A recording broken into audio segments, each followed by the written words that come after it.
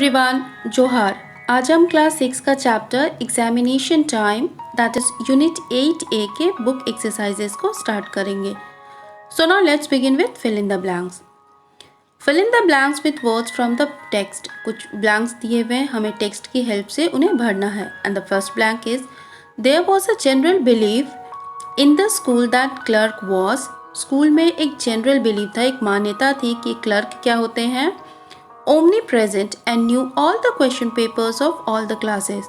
omnipresent का मतलब होता है जिन्हें ऑलमोस्ट हर चीज़ की जानकारी हो। तो स्कूल में एक मान्यता थी कि क्लर्क को हर चीज़ के बारे में जानकारी होती है और उन्हें सारे क्लासेस के सारे क्वेश्चन पेपर्स के बारे में भी पता होता है।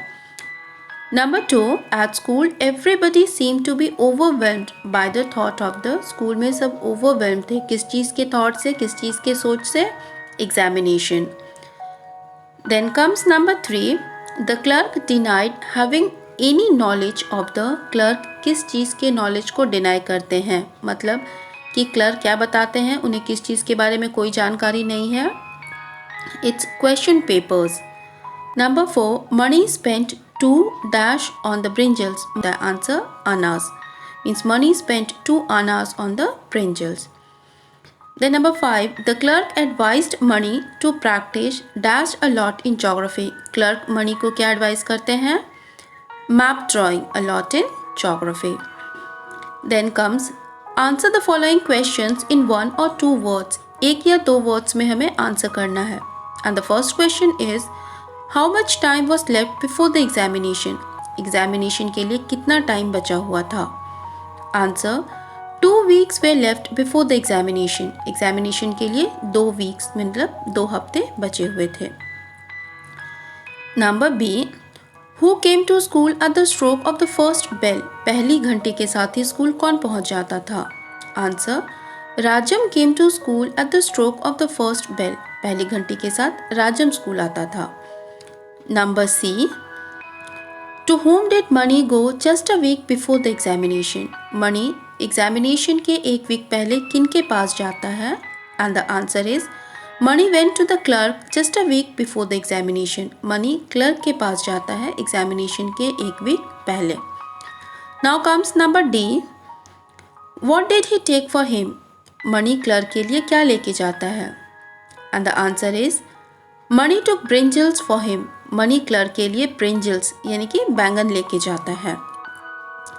Number E, With whom did Money feel like sharing his good secrets। Money अपने good secrets को, अपने secrets को किसके साथ शेयर करना चाहता है। स्टूडेंट्स, आपको याद होगा it was Swaminathan. Mani felt like sharing his good secret with Swaminathan. Mani अपने सीक्रेट्स को स्वामीनाथन के साथ शेयर करना चाहता है।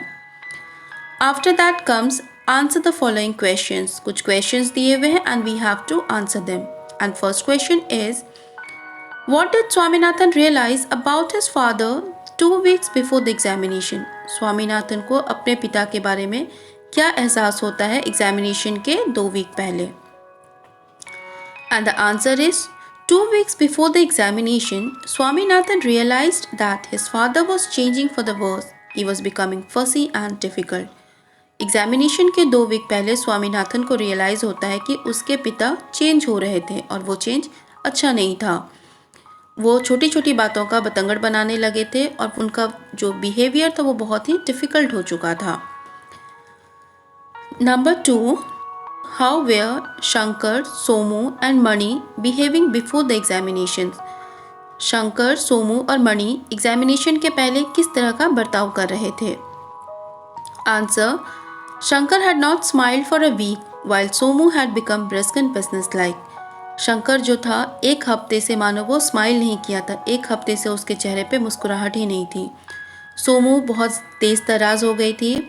And Mani was beginning to look worried and took every opportunity to take Shankar aside and have his doubts cleared. और मणि जो था वो बहुत ज़्यादा टेंस्ड था और जब भी उसे मौका मिलता था वो शंकर को असाइड अलग ले जाता था और अपने डाउट्स को क्लियर करता था।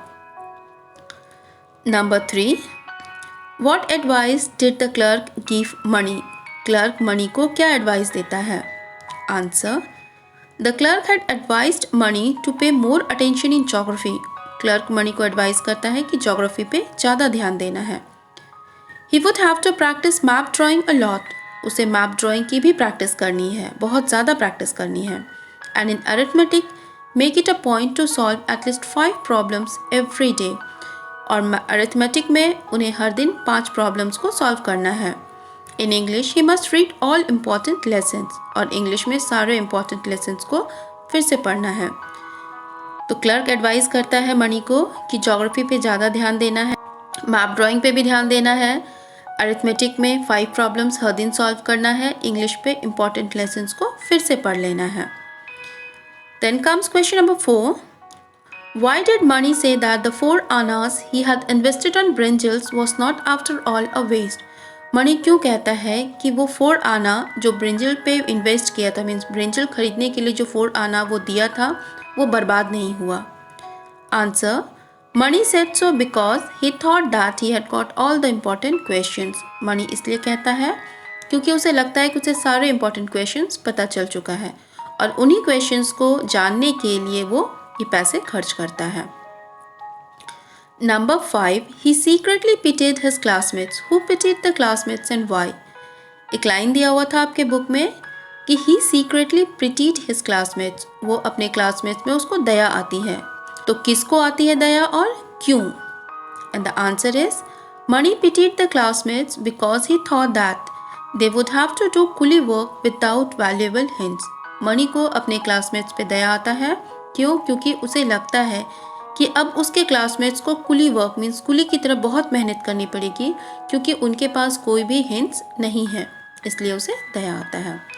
So students, these were the question answers. I hope you all must have understood it. Thank you.